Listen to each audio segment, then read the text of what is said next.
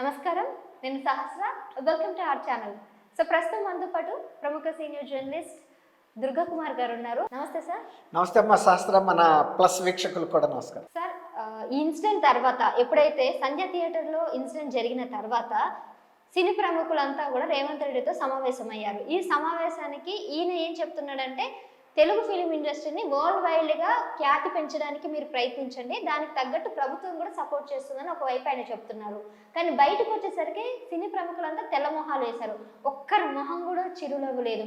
దిల్ రాజు బయట అబ్రాడ్ నుంచి బయటకు వచ్చాడు. ఈయన రీసెంట్గా ఒక పొజిషన్, ఆయనకి చైర్మన్ పొజిషన్ ఏదో తెలుగు ఫిలిం ఇండస్ట్రీ రావడింది, development corporation, film development corporation position వచ్చింది. వచ్చిన తర్వాత ఈ ఇన్సిడెంట్ జరిగింది. అయితే దిల్ రాజు కూడా ఈ విషయంలో కొద్దిగా డీలా పడిపోయినట్టు కూడా తెలుస్తుంది. ఒకవైపు వీళ్ళకి మేము టికెట్లు పెంచామని చెప్పడం ఒక రీజన్ అయితే, ఈయన చెప్తున్నా కూడా ఖ్యాతి పెంచండి, మేము సపోర్ట్ చేస్తామని అంటున్నారు. కానీ వీళ్ళు డల్ కావడానికి ఎన్ని రీజన్స్ ఉన్నాయా?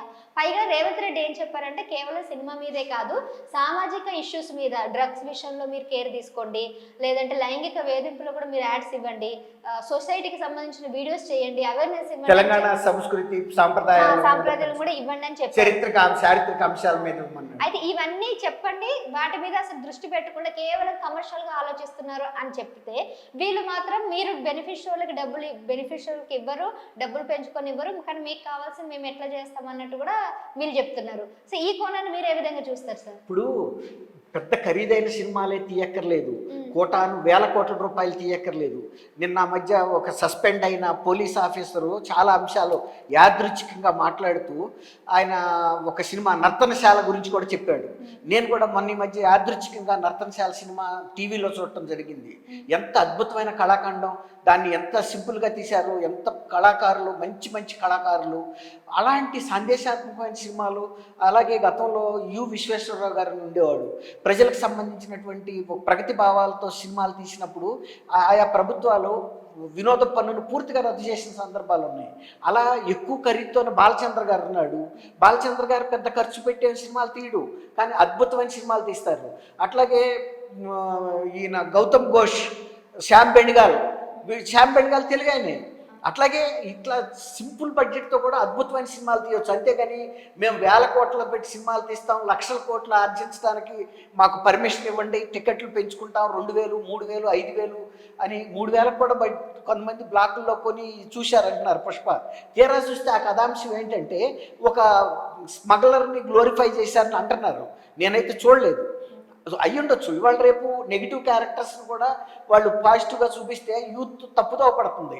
అలాగే ఇవాళ యూత్ ఇవాళ గంజాయి, ఇప్పుడు గత ప్రభుత్వం వైఎస్ఆర్సీపీ ప్రభుత్వం ప్రోత్సహించింది విపరీతంగా, వాళ్ళకి నాయకులకి డబ్బులు వచ్చినాయి, దాంతో అది దేశవ్యాప్తంగా గంజాయి కానీ పెరిగిపోయింది. అట్లాగే వైలెన్స్ పెరిగిపోయింది, మహిళల మీద దాడులు పెరిగిపోయినాయి. యూత్ని సరైన మార్గంలో పెట్టే మంచి ఒక సందేశాలతో సినిమా తీయమని అడిగాడు. దానికి కొన్ని వేల కోట్ల రూపాయలు ఖర్చు పెట్టక్కర్లేదు, వాళ్ళు మామూలుగా తీస్తే చాలు.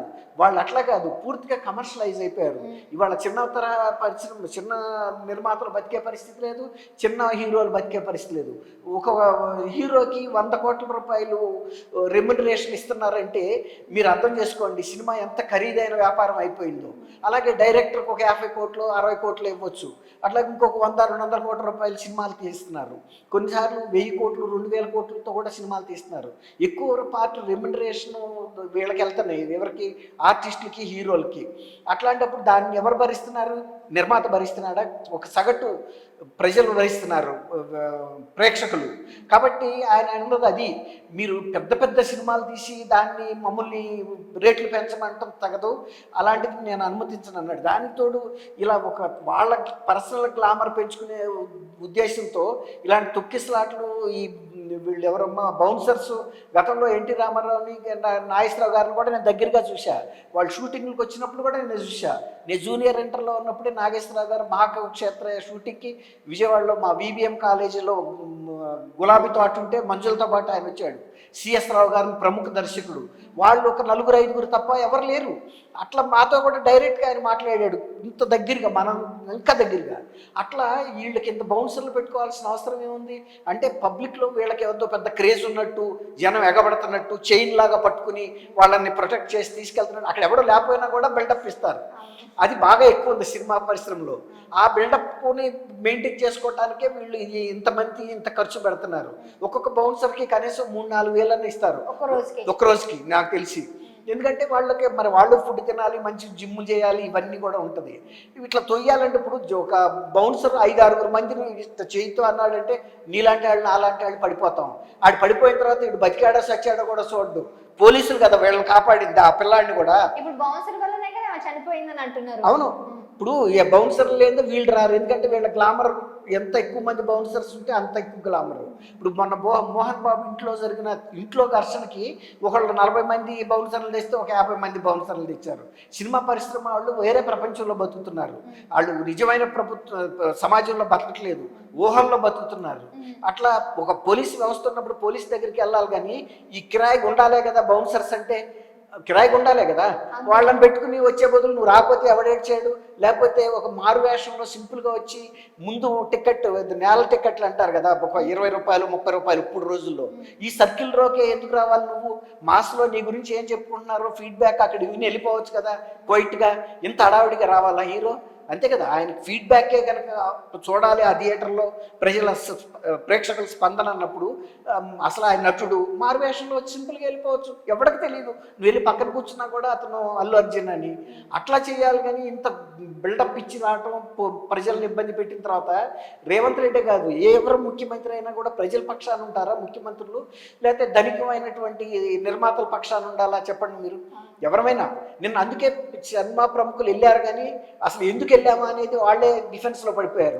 ఎందుకంటే ఆయన మొత్తం వీడియో చూపించినప్పుడు అతను వీళ్ళ దగ్గర ఆన్సర్ లేదు. బన్నీ చెప్పిన అన్ని అబద్ధాలని తేలుతుంది. బన్నీ ఏదైతే నేను చేయలేదన్నాడో అన్నిటికీ ప్రూఫ్ అక్కడ స్పష్టంగా కనపడింది. దాంతో పెద్ద పెద్ద వాళ్ళందరూ ముఖాలు తెల్లమోహం వేశారు. అసలు మనం ఎందుకు వెళ్ళాము, ఒక రాంగ్ రీజన్తో వెళ్ళారు. తర్వాత రేవంత్ రెడ్డి ఒక పాజిటివ్ మనిషి, వాళ్ళ ఫిల్మ్ ఛాంబర్కి పిలిపించుకుని ఇంకొక సందర్భంలో అడిగుంటే ఇంకా అనేక రకాలైనటువంటి హామీలు దొరికాయి, ఆశీస్సులు దొరికాయి. ఇప్పటికీ ఆయన మిగిలిన అంశాలన్నింటిలోనే పాజిటివ్గానే స్పందించాడు. ఎవరి పట్ల నాకు వ్యక్తిగతంగా బన్నీ కూడా నాకు స్నేహితుడు అని చెప్పాడు. కాకపోతే ప్రజల తరపున చట్టాన్ని అమలు చేయాల్సిన బాధ్యతగా ముఖ్యమంత్రిగా ఉంది కాబట్టి చట్టం తన పని చేసుకుంటుందని మాత్రం చెప్పాడు. శాసనసభలో నేను ఇచ్చిన ప్రకటన నుంచి వెనక్కి తగ్గగలిగే పరిస్థితి ప్రభుత్వానికి ఉండదని చెప్పాడు. అది ప్రజల సభ, ప్రజల ముందు చెప్పాడు, 4 గోడల మధ్యలో చెప్పలేదు. ఈయన ప్రెస్ కాన్ఫరెన్స్ 4 గోడల మధ్యలో చెప్పాడు. ఆయన నిజాలు చెప్పలేదు. అడ్వకేట్లు ఏమైతే చెప్పమన్నారో అదే చెప్పాడు. వాళ్ళు ఇద్దరు కూడా తండ్రి కొడుకు అదే చెప్పారు, రాసుకొచ్చారు. తర్వాత ప్రశ్నలు అడిగితే అడ్వకేట్లు మమ్మల్ని ప్రశ్నలకు సమాధానం చెప్పొద్దన్నారు. అడ్వకేట్లు చెప్పే బదులు వాళ్ళతోనే మాట్లాడిస్తే పోయేది కదా. ఒక హీరోగా నువ్వు అక్కడ వాస్తవ పరిస్థితి చెప్పాలి, కానీ నువ్వు చెప్పినంత అడ్వకేట్లు ఫ్యాబ్రికేషన్ చెప్పి ఏమైతే నీకు చెప్పారో, డిక్టేట్ చేశారో అవి వచ్చి నువ్వు ప్రెస్ ముందు అదే అంటున్నా. ఇప్పుడు అవన్నీ కూడా ఫ్యాబ్రికేటెడ్ విషయాలు రాసుకొచ్చారు, కానీ వాస్తవాలకి భిన్నంగా చెప్పాడు. ఇప్పుడు అబద్ధాల కోరు అల్లు కుటుంబం అయింది, కానీ రేవంత్ రెడ్డి కాలేదు, పోలీస్ శాఖ కాలేదు. పోలీసులు చెప్పింది కరెక్ట్, ఏమైతే వాళ్ళు చెప్పారో దానికి కట్టుబడ్డారు, ప్రజల కోసం నిలబడ్డారు. వాళ్ళ ప్రాణాలు కూడా త్యాగం చేసి ఆ రోజు ఇంకా కూడా తొక్కిసలాట అయితే కొన్ని 100 మంది కూడా చచ్చిపోయేవాళ్ళని చెబుతున్నారు. ఇంకా పోలీసులు చాలా ధైర్యంగా ఎదుర్కొని ఆ నష్టాన్ని కవర్ చేశారు, లేకపోతే ఇంకా పెద్ద కేసులో ఇరుక్కుపోయేవాడు ఆయన. దానికి కనీసం పోలీసులకు థ్యాంక్స్ చెప్పకుండా పోలీసుల మీదే అభియోగం మోపాడంటే వాళ్ళ అపరిపక్వతను తెలియజేస్తూ ఉంది. తర్వాత డబ్బు సంపాదించిన దీంట్లో వాళ్ళకి అసలు మేము ఒక జాతీయ స్థాయి వ్యక్తులని, ఆఫ్టర్ ఆల్ రేవంత్ రెడ్డి ఎంత, ప్రభుత్వం ఎంత, పోలీస్ ఎంత, పోలీస్ వ్యవస్థ ఎంత అనే స్థాయికి వచ్చింది. అలాంటప్పుడు ఏ ముఖ్యమంత్రి కాదు, ఇంకా రాబోయే రోజుల్లో కూడా ఎవరైనా ముఖ్యమంత్రి అయినా కూడా ఇది ఒక గుణపాఠంగా తీసుకుంటారు. వీళ్ళు పెద్ద 1000 కోట్లతో సినిమాలు తీయకపోతే వచ్చిన నష్టం ఎవరికి ఏం లేదు. సాధారణ ఇంకా బోల్డ్ మంచి చిన్న నిర్మాతలు ఉన్నారు, వాళ్ళు తీస్తారు సినిమాలు, ప్రజలు చూస్తారు తక్కువ రేట్లు, చచ్చిపోరు. అదొకటి, వాళ్ళు తక్కువ రేట్లో తీస్తారు. వీళ్ళలాగా 1000 రేట్లు పెట్టి టికెట్ అమ్ముకోరాళ్ళు. కాబట్టి ఇప్పుడు చెరువు మీద కొంగలిగితే కొంగకి నష్టం, కానీ చెరువుకి నష్టం కాదు. కాబట్టి ఇది నిన్న మీరు అన్నట్టు రేవంత్ రెడ్డి దగ్గరికి పెద్ద మనుషులందరూ వెళ్ళి తెల్లముఖం వేసిన మాట వాస్తవం. అసలు వాళ్ళు వెళ్ళకూడదు, వాళ్ళు కూడా వ్యూహాత్మకమైన తప్పు చేశారు. అల్లు కుటుంబం ఎంత తప్పు చేసిందో నిన్న సినిమా పరిశ్రమ పెద్దలు కూడా మూడో తప్పు చేశారు. సో చూసారు కదండి, దుర్గా కుమార్ గారు చెప్పినట్టుగా సార్ చెప్పింది మీరు ఏకీభవిస్తారా? ఏకీభవిస్తే కింద కామెంట్ చేయండి, లేదు మీ అభిప్రాయాలు కూడా ఇంకా వేరే ఉంటే కనుక అవి కూడా కామెంట్ చేయండి. మరో అంశంతో మరో గెస్ట్తో మళ్ళీ కలుస్తాను. చూస్తూనే ఉండండి ప్లస్ టీవీ. Thank you.